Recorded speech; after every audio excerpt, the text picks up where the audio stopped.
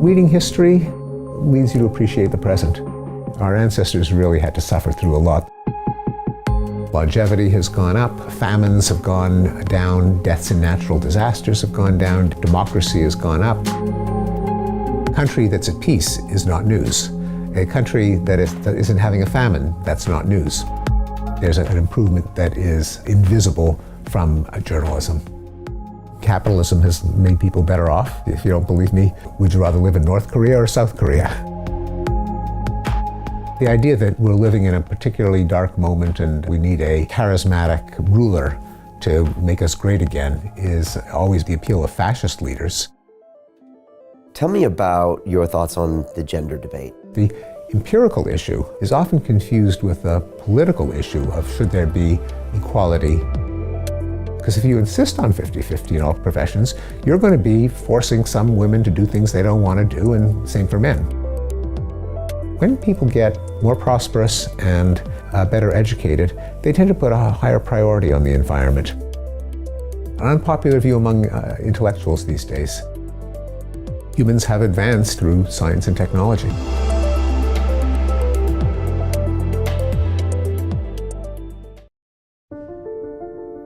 They say that the human race is doomed, that we have lost touch with our true nature, that the media has corrupted us, and that the planet has no future. I disagree. I believe that humanity is full of hope, and that our salvation lies within each one of us. My name is Brian Rose, and my job is to listen, the oldest method of learning known to man. Each week I seek out individuals that are changing the world, people who are living and thinking in a different way. Their stories will challenge your beliefs, make you question your choices, and perhaps inspire you to change.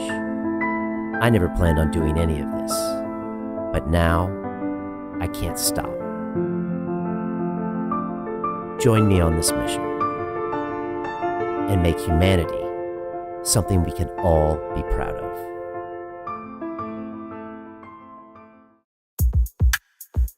Steven Pinker and I actually shared time together when I was at MIT. And even though I didn't know him at the time, we also share a similar way of thinking. And that is that science is science, and it's there for a reason. And that's the basis for many of his books. The truth is that science has progressed the state of humanity time and time again over the last few hundred years. And whether it's his book, The Battle Angels of Our Nature, or his new book, Enlightenment Now, he's here to tell us that things aren't as bad as you think they are. We've made massive amounts of progress, and it's because of enlightenment. It's because we've really done the work. We're less poor than we used to. We're actually less biased with race relations. We have so much more going on with the human species than we actually give us credit for, because the news cycle constantly tells us things are wrong. And so I really enjoyed sitting down with Steven, and I know you will as well. He's such a fun guy, such an interesting guy, such a positive guy. And we got very personal at the end and talked about his habit of doing photography that he likes to do out on Cape Cod when he has a break. So enjoy my time with Steven Pinker. You're also going to enjoy what we've got going on inside London Real Academy. If you want to take 8 weeks of your life and master a skill, whether it's business, broadcasting, public speaking, or your own life, we are the ones that can help you do it. Here's a bit more about the London Real Academy. London Real doesn't stop when the conversation ends. You see, that's when we get started. Because everything begins with a thought, and then comes the action. The London Real Academy is our global transformation platform. Here we bring together thousands of students from over 75 countries. Whether you want to build a profitable business from your passion, or learn to speak to inspire, or broadcast yourself with your very own podcast, or accelerate your life to become a high-performance person, we have the online accountability course and personal mentoring program that will make your dream a reality. Join us, and we'll take your life to the next level, together. Our next accelerator course is starting soon.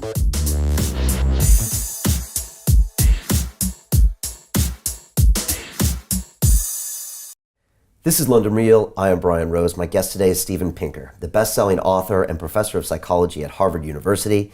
Time magazine called you one of the 100 most influential people in the world today, and your most popular books include The Better Angels of Our Nature, The Blank Slate, How the Mind Works, and The Language Instinct. Your most recent book, Enlightenment Now, The Case for Reason, Science, Humanism and Progress, tells the heroic story of human progress and why we neglect it at our peril. Steven, welcome back to London Real. Thank you. Great to have you here. You were here 6 years ago. I think we were talking about Better Angels at the time. A little less of a swank setup, but it was great talking to you then. And as usual, you always have some fascinating things to talk about. I can't wait to get into that. What's it like being back in London? You like this city? Oh, I love London, yes. And one of the great things about publishing books is I get to come over and talk about them. Yeah, it's also, you live in Boston. You've been there for many, many years now. Yes. It has probably the most similarities to that city than any city in America. Well, you flatter us. Boston is no London, but I do love Boston as well. But London is just so much bigger and denser and more diverse. London is in a different class of cities than Boston, as much as I love Boston. Yeah, and I was in Boston for 4 years, from '89 to '93. When I actually look at this book, I look at it probably from a different lens than most people because, I think my brain was actually probably physically and neuroplastically changed being at MIT from the years of 18 to 22 because it taught me a way of looking at the world and a way of thinking, one that was based in science and reason. So I think when I see this, I see the MIT-ness kind of in here. You spent 20 years at that campus as well, right? That's right, yes. How much of that MIT ethos, perspective, culture is woven into your works? I think no one has ever asked me that question, but it's an insightful one because I think there is some of that attitude in the book, some of that mindset. The use of data to test ideas, the unwillingness to fall back on images and stereotypes and narratives, but the demand to see the data. Particularly when it comes to generalizations like, has the world gotten better or not? And everyone can think of things they like about the present era, things they're nostalgic about from past eras. But I think an MIT attitude would be, well, let's go to the data. Let's see, are people happier? Are they living longer? Are they freer? Are they more or less violent? Let's look at the curves. But also a mindset of solving problems as the key to human progress. There really are two different visions of how you make people better off. One of them is a moralistic vision that problems are the fault of evil people who must be defeated and shamed and punished. And I think we're actually seeing a bit of an increase in that, especially on college campuses. But the other mindset is there are problems, there always will be problems. The universe doesn't care about us. There are a lot of ways for things to go wrong. To make people better off, let's try to solve the problems. Where technology itself is a humane calling because it feeds more people and cures more people and allows them to do what they want to do with less damage to the environment. So the more tech, the better off people will be. So that is an MIT way of thinking. Totally. It's not the way of thinking that is dominant in our intellectual class of the literary critics and cultural scholars. And I personally think that I have gotten some pushback because I do take the attitude that humans have advanced in large part through science and technology. An unpopular view among intellectuals these days. Yeah. Because they want to say we've advanced through activism and protest, and in many cases we have. But on the other hand, the reason that we don't have to worry about famines anymore is not because there were petitions and angry protests, but it's because of the invention of artificial fertilizer and vigorous crop hybrids. Yeah, solve problems. It's funny because, MIT, and I'd love to get your perspective on how you would explain that place to the world, but that's what I felt like when I went there. That's what we do. You solve problems. You're not going there to necessarily immerse yourself in history and the humanities and to become a better person. It's like at MIT, there's an unwritten rule that you're there to solve problems, whether you're an engineer or a computer science or a mathematician. Well, I have to say, in defense of MIT humanities, it doesn't cover all of the humanities, but what it covers really, really well. I mean, MIT has superb political scientists and the world's best linguistics department for many decades. But it's true, and I've noticed the difference having moved to Harvard, that and not to speak ill of my employer, but take a challenge like climate change. So Harvard put up a wind turbine and changed the toilet handle so you could have a little flush or a big flush, and had a campaign to bring your own coffee cups so you're not throwing out a lot of cardboard. Now, all of these really are not going to solve the problem of climate change. It's basically announcing to the world that we at Harvard are virtuous, we are conserving, but you just do the math, and voluntary sacrifices are just not going to make a nick in the problem of climate change. What Harvard ought to do, and what MIT is somewhat doing, is our comparative advantage is not that we're more virtuous, a university should say, but we have a lot of smart people and facilities that allow them to do their thing. Let's figure out how to deliver lots of carbon-free energy to the world, and how to get people to agree that this ought to be a priority of society, that we should also look at laws and policies and taxes that would shift the incentives. And as a place of analysis, a university really can contribute to climate change, but the way to do it isn't to try to pretend to be a moral paragon and say, copy us in our virtuous behavior. We unplug our chargers, and that saves, we'd see a little bit of energy. Right. It's all about solving the problems, and you're a guy that looks at the big data and you can tell what's happening.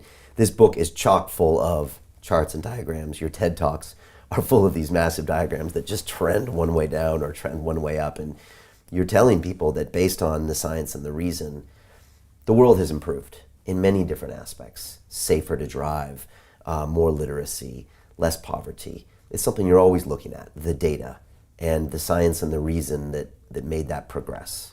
Have you always been that guy that liked looking in those numbers? Well, I've always, as a social scientist, I always look at numbers and believe that the respectable way of understanding anything is to look at the data, not to and as a cognitive psychologist in particular, I'm sensitive to the way that our perception of the world can be distorted by cognitive biases. Among them, the availability heuristic. That was the term that Daniel Kahneman and Amos Tversky gave to the mind's habit of using its own search engine as a surrogate for probability. If you want to, the way the brain assesses how common or rare or probable or improbable something is try to think up examples. Right. If I can think of examples, then it must be really common. And the quickest you recall, as opposed to the most worthy or the more scientific ones. Or even the numbers, or taking into account the things that you have not personally experienced, but which might be far more plentiful, but you just don't happen to see them. So I'll be concrete. People read about a shooting in the news, particularly, say, a rampage shooting, such as the one at the time that you and I are talking. The whole world is reeling from an attack on a mosque in New Zealand. Yeah. And they say, oh my God, the world is getting more violent. Now, there you have a rather perverse codependency between the way the human mind works, which is to reason from vivid examples, anecdotes, stories, the way the news media operate, namely, that's what they serve us. A country that's at peace is not news.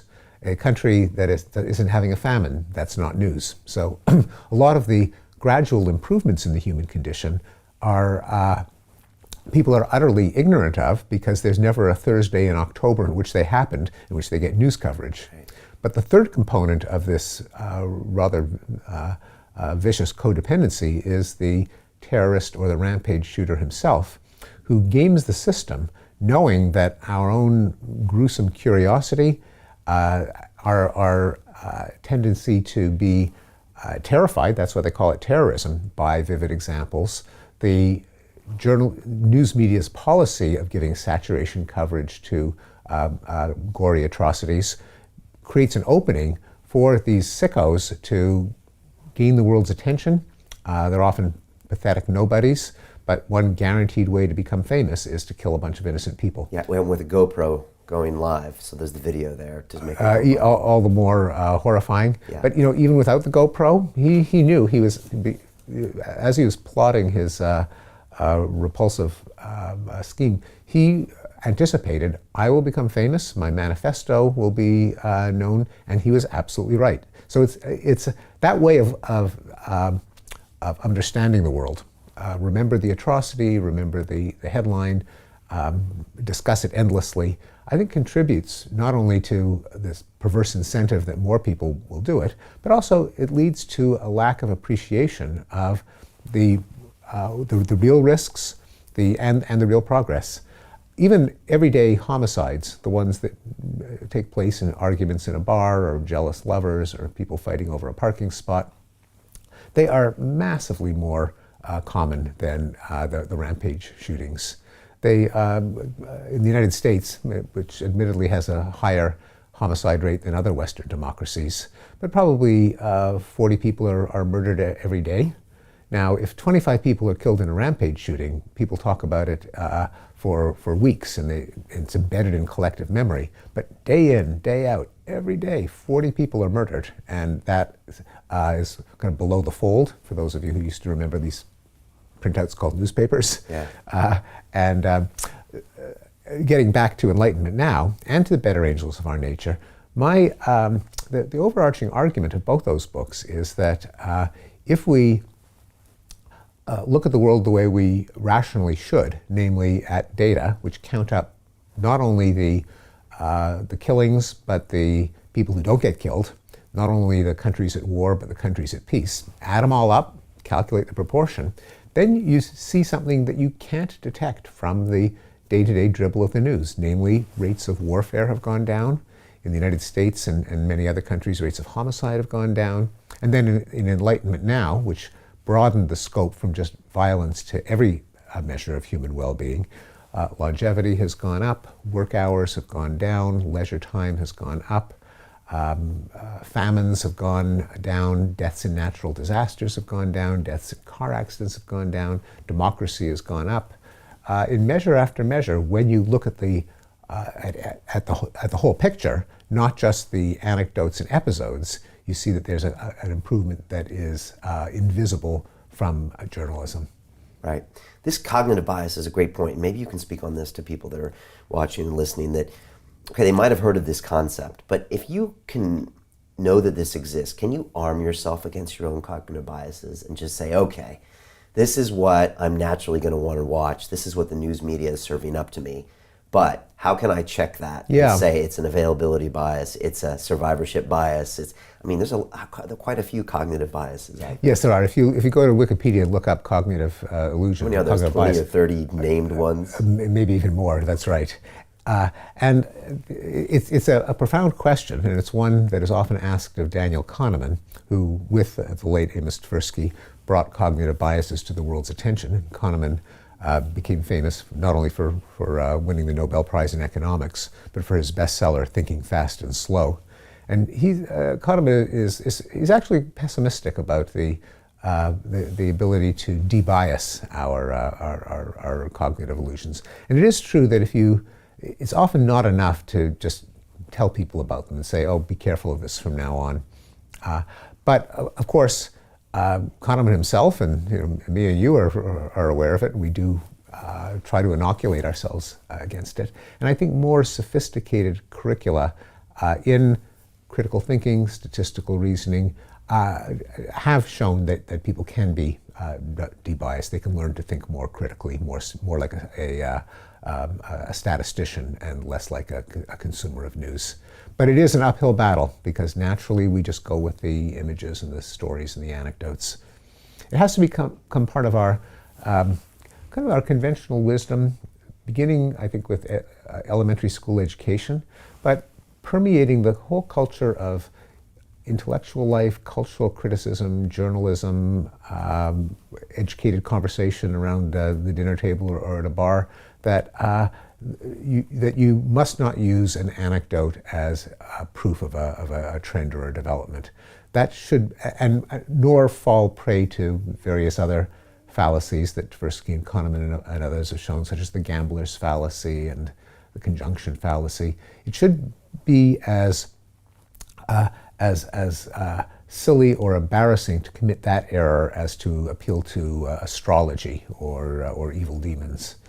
And even the President of the United States, now not known for his critical acumen, I mean, he doesn't appeal to the horoscope or to demonic possession. So the culture can change to avoid some of these traps, and I would like to push that further so that the statistical blunders have the status of appealing to astrology. Right.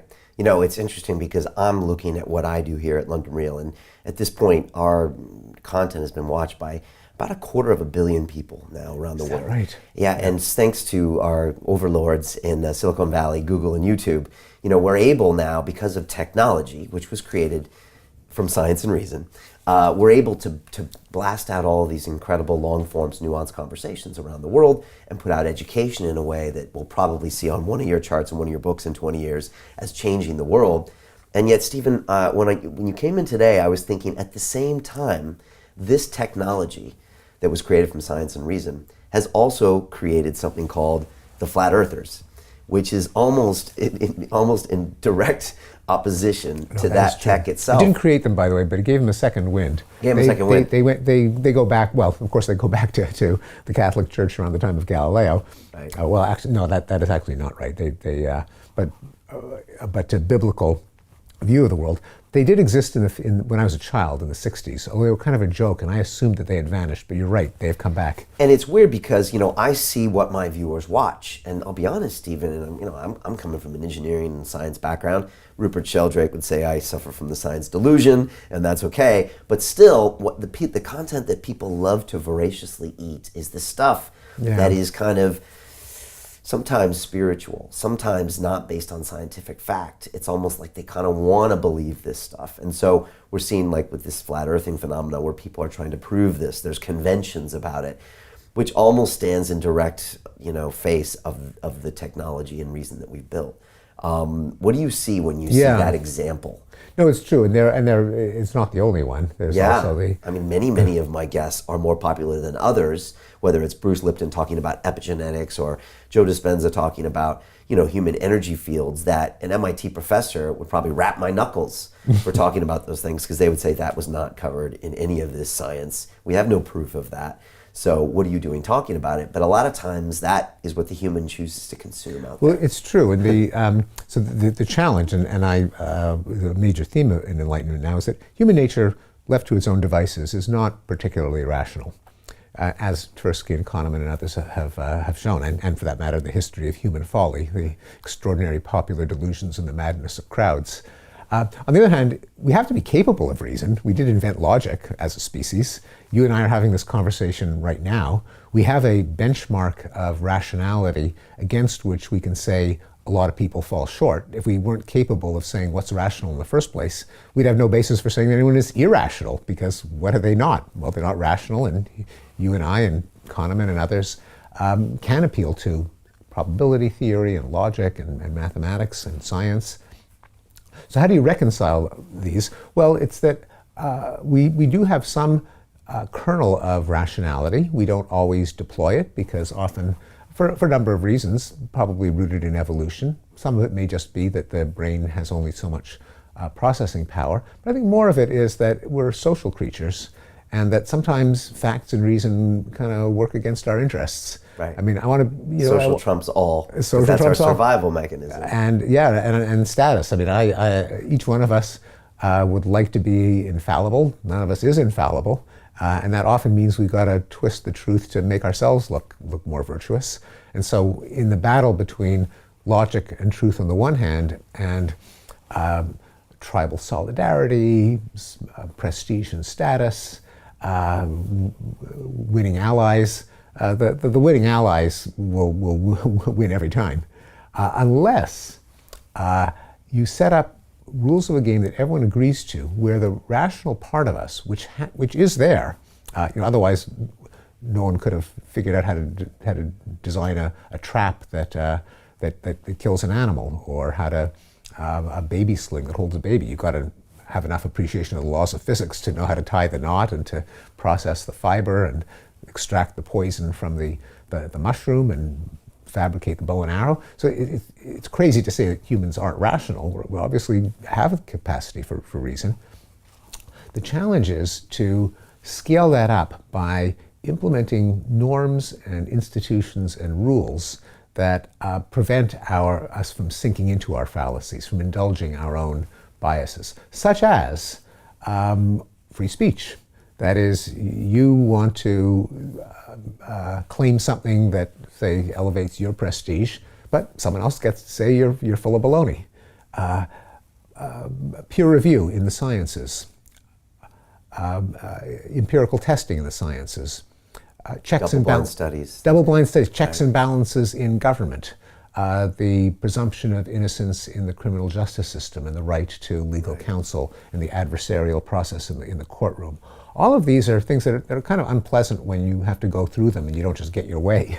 Right. But on the other hand, we understand that a society is better off if people have to surrender to these rules, which can allow us to approach the truth, correct verdicts, correct theories, beneficial policies, despite the fact that each one of us individually would much rather glorify our own power and wisdom. Okay, so these are remnants of the fact that we agree that we fail as humans to be objective, and so we put these things into place to kind of force us to use this logic. Yeah, exactly. Rules, against our even own though impulses. that's the last thing. The dictator, last thing they want is free speech, and maybe in certain cases now they try to prevent it. And it's studies, double-blind studies, science, and everything. Rule of law. Right. All of these procedures that are not so natural. They had to have been invented. The case for them continues has to be made. But they're ways that we collectively can be smarter than any of us is individually. Okay. And also going back to the paradox that you raised, which is one that is quite acute. So how come, on the one hand, the internet has enabled things like this conversation, where we couldn't have this on broadcast TV. We couldn't have it in the pages of The Guardian. It would take up too much space. But the internet allows us to go into depth, to go down rabbit holes, to say on the one hand, on the other hand.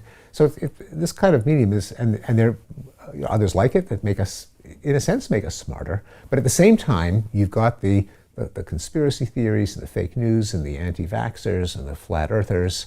So the way I see it is we've got a kind of growing inequality of reason. At the high end, you've got Wikipedia and Snopes and the Khan Academy and the Stanford Encyclopedia of Philosophy and London Real. At the bottom end, then you've got all of this swamp of conspiracy theories. And we haven't, as a society, figured out how to maximize the benefits of this fantastic flow of information without just opening up a space where every crackpot can gain followers. And it's so strange because with all the technology we have now, with all of the GPS units and the visuals of the latest SpaceX rocket going up as well, that seems to not matter, because if you have a 1-hour podcast with a flat earther with some pictures, then you can kind of get that point of view into someone's head, or an anti-vaxxer, like you said. You can just tell this story and go in through these cognitive biases and exploit them in a way. Yeah, well, the cognitive biases, and there's also the tribes that coalesce around moral causes. So I think one of the reasons that there are these conspiracy theories and pseudoscience and flim-flam is not just that people are making statistical errors, but they have a mindset that the scientific establishment is not to be trusted, that they are part of a world of corporations and financiers and political leaders that are exploiting the masses, that they themselves are hiding the truth, and that there's something heroic, something speaking truth to power about embracing these contrarian views. And I think it's that social, political element to our thinking, more than just statistical errors, that gives rise to these movements. And they have in their rhetoric a lot of demonization of corporations and establishment scientists, and how to gain their trust, or to at least unravel their own self-serving circle of justifications, is not easy, especially in a democracy where there's got to be free speech. We can't make it against the law to believe that the earth is flat. But what can we do to persuade people not to join their group, but to join the mainstream, insofar as the mainstream is in touch with reality, which obviously it is when it comes to whether the earth is round or flat. And you talk about that tribalism in your book, and this is kind of what happens when you don't embrace the science and the reason. And we're seeing a lot of that today around the world. Your camp, my camp. Yeah. Talk to me about why we're seeing that now, and what's the best way to overcome that, because just showing them a bunch of statistics isn't necessarily always the best way to do that. It isn't, although sometimes it can be. And I was heartened by a very recent study by Brendan Nyan that when you present facts to people in the form of graphs, this was dear to my heart because that's the way I make my case. You have great graphs. You can actually persuade people, even often in highly politicized, contentious issues. So that if you take, say, people on the right who deny global warming, and you show them graphs of 3 different estimates of global temperature over the past century, all of them going up, a lot of them change their minds. And conversely, it's not just the right that clings to beliefs that defy evidence. It's obviously a hazard of the left as well. And so we did a complementary study with people on the left showing them the results of the 2007 surge in Iraq, George W. Bush's strategy of reducing sectarian violence by sending a surge of American soldiers. And it really did reduce the rate of deaths. Something that people on the left are loath to acknowledge, but you show them the graphs and a lot of them change their minds. So I wouldn't rule out the possibility of graphs. Maybe that's a little self-serving, because that's what I do. But it is true that it's generally not enough. It may not move the needle by as much as we'd like to move it. How come everyone likes your point of view? I mean, Stephen, you have a certain style where people, I think, want to listen to you. I don't know if it's because you have optimism about the situation. I don't know, because it feels like you're an objective kind of guy. But I find that the vibe I get from reading your books and seeing how people react to you, I think they always feel like you're trying to make their life better. Even when you're telling them things they don't want to hear, like the surge worked. Yeah, you know. Well, sometimes. I have been the target of some angry attacks. I responded to them in an article called Enlightenment Wars, Reflections on Enlightenment Now a year later. Okay, and what was that about? What were these attacks? Oh, there are a number of attacks from the hard left. The idea that capitalism has made people better off, which it clearly has. If you don't believe me, would you rather live in North Korea or South Korea? If you could go back in time, would you rather live in West Germany or East Germany? Or today, would you rather live in Venezuela or in Chile? So capitalism really works. It doesn't mean that it has to be capitalism without a social safety net or without regulation. And in fact, there's no such thing as capitalism without a social safety net or regulation. I show that in the book. 100% of developed capitalist countries have extensive social redistribution, including Britain and the United States. It's not just Scandinavia. Right. It turns out the difference between Scandinavia and, on the one hand, in the US and Britain on the other, are pretty small. I mean, there is a difference in the way you'd expect.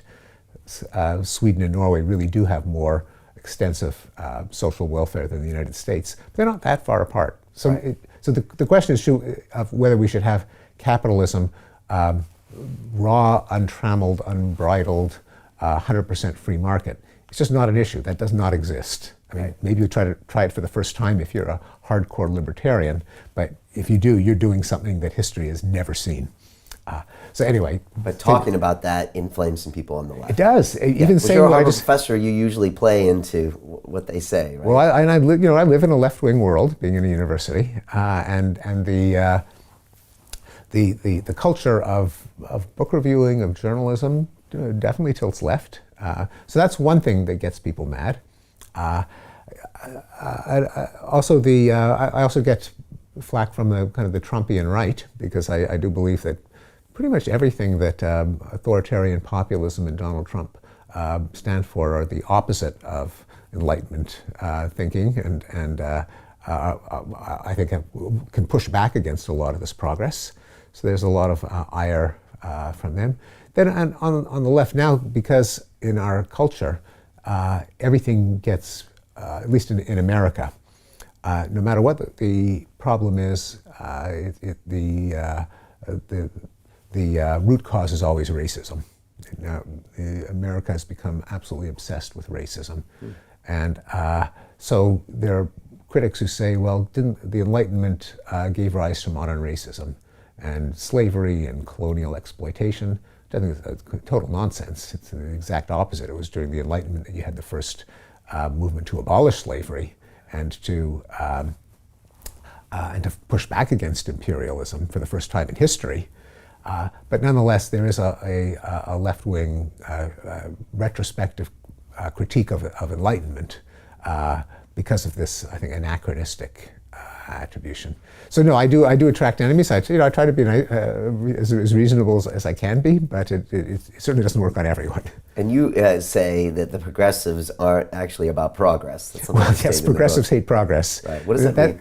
Well, the people who call themselves progressive, capital P, tend to be on the left, because their case depends on current society being just irredeemably corrupt and racist and exploitative, and has to be replaced by something completely different.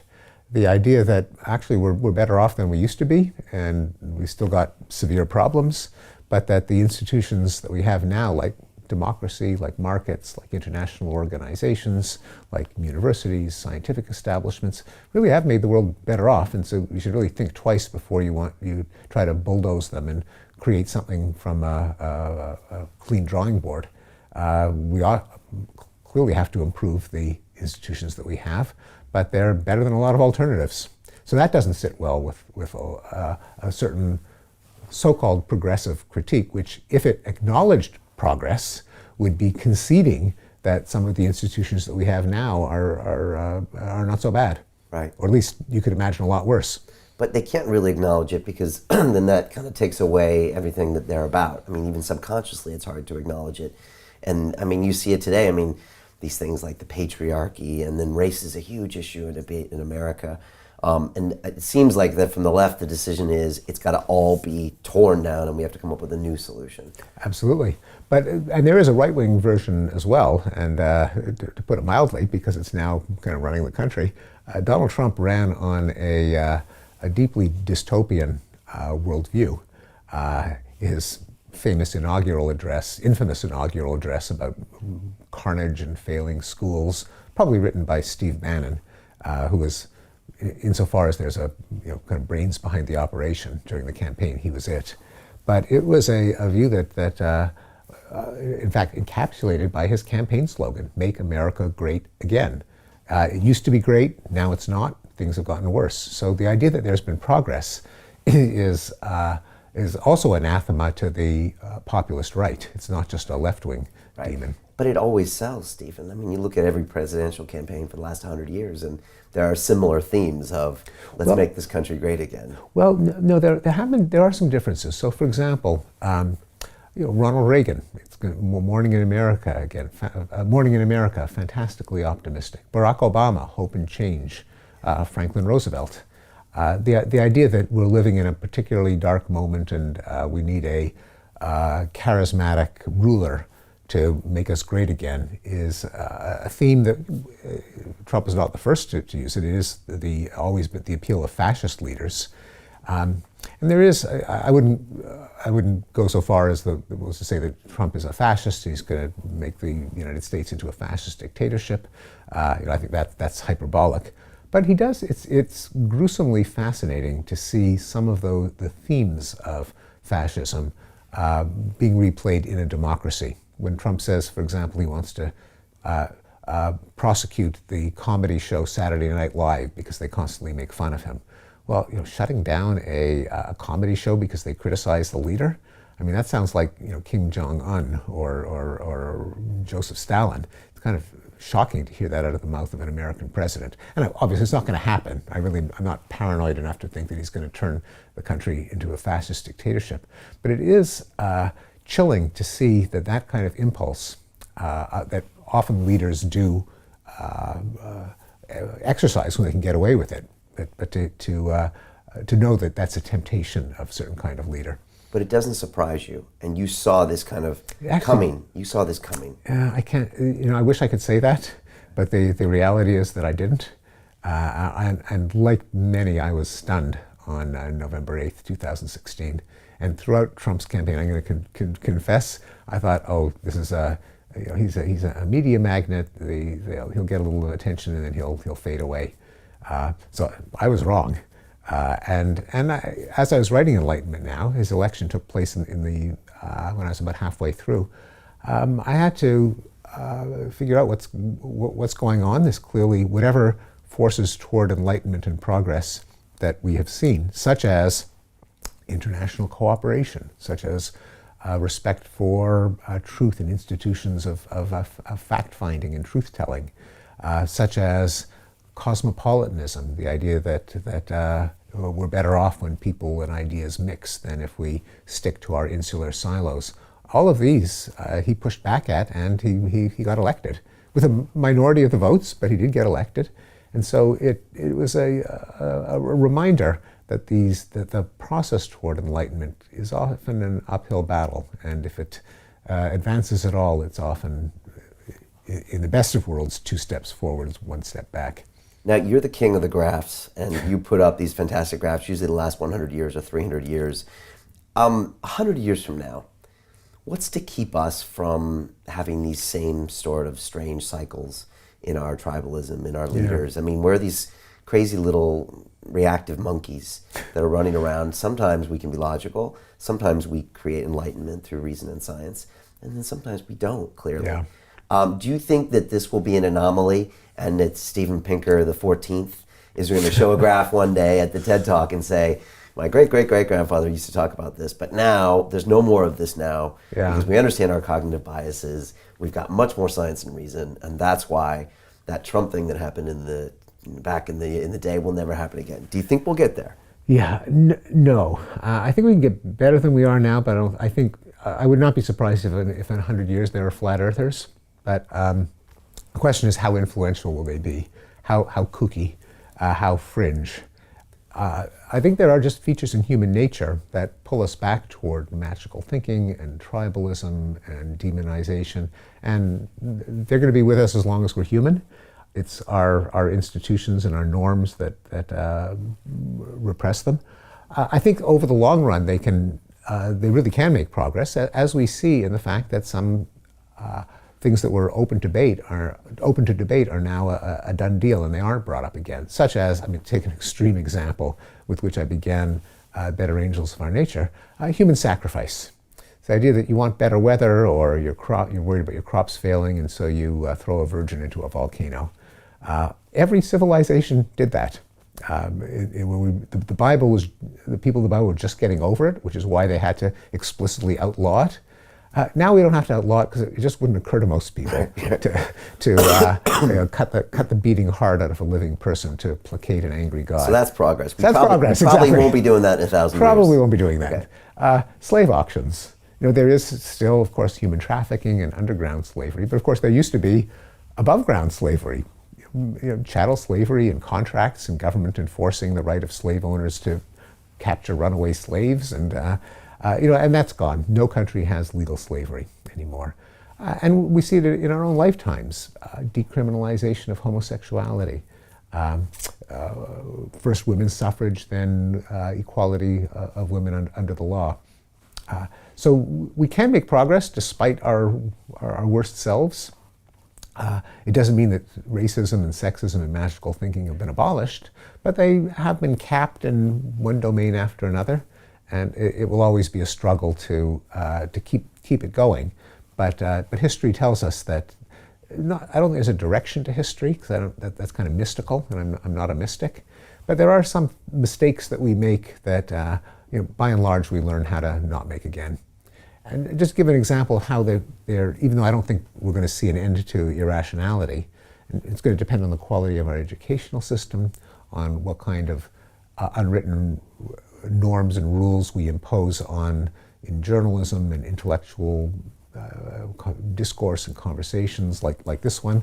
But I think progress can be made, and I think there may be kinds that might even seem romantic or utopian today that could very well happen. Like, to be concrete, an end of interstate wars between two countries.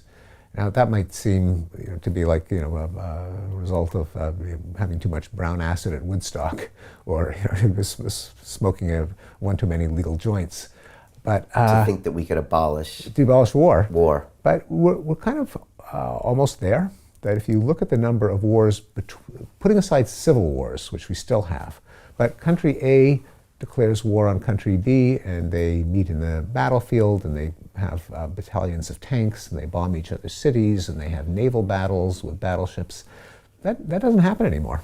Not that it can't happen, but there are only 192 countries. If all of them agree that this is a stupid way to resolve disputes, it's not inconceivable that interstate war could go the way of slave auctions and dueling among men of honor. Civil wars are going to be harder to stamp out because all it takes is a bunch of young men who get their hands on some Kalashnikovs, and you've got the People's Front for the Liberation of whatever. And that's harder to get rid of than an agreement among 192 countries. It could pop up anywhere. Right. But so that's an example of how things could get better, even though I don't think it will ever reach the point where it comes for free.